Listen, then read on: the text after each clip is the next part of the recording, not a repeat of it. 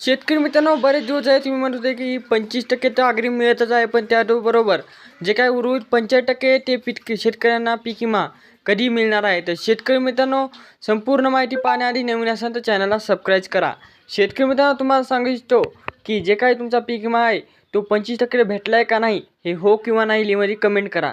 त्यानंतर आता 75% शेतकऱ्यांना पीक विमा वितरण करण्यास अनुमती देण्यात आलेली आहे.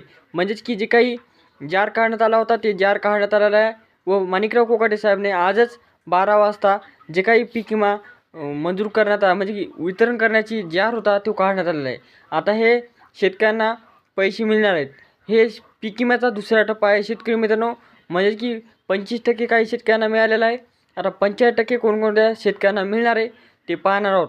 पण त्याआधी तुमच्या लाडक्या भावाच्या चॅनलला सबस्क्राईब करायचे विसरू नका, कारण की नेहमीच महत्त्वपूर्ण माहिती तुम्हाला देत राहतो. शेतकरी मित्रांनो, जे काही शेतकऱ्यांचे नुकसान झाले ते 25% हे गृहीत धरून त्यांना अग्रिम 25% मंजूर करण्यात आला होता.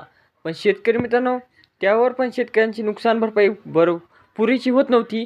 त्यामुळे शासनाने पुन्हा एकदा 75% पीक विमा शेतकऱ्यांसाठी मंजूर करण्यात आला. त्यानंतर शेतकरी मित्रांनो, आता शेतकऱ्यांच्या खात्यावर हे 75%चे पैसे जमा होणार आहेत. तर यामध्ये कोणकोणत्या जिल्ह्यातील शेतकरी पात्र राहणार?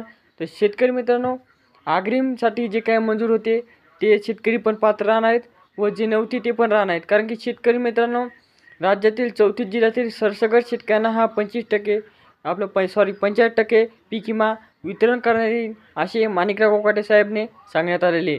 व त्याचबरोबर या समजा जिल्ह्यातील शेतकऱ्यांना फक्त आपली बँक कार्ड, आधार कार्ड, आपली आधार कार्डची KYC व त्यानंतर बँक कार्डला म्हणजे बँक खात्याला आधार कार्ड लिंक, हे 2 कागदपत्र जर असतात तर त्यांना हे पैसे आवश्यकच मिळणार आहेत.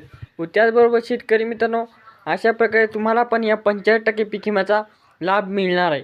त्यामुळे चिंतित न होता हा व्हिडिओ तुमच्या नातेवाईकांना किंवा ज्या शेतकऱ्याचे नुकसान झाले आणि 25% मिळाला नव्हता त्या शेतकऱ्यांना व्हिडिओ शेअर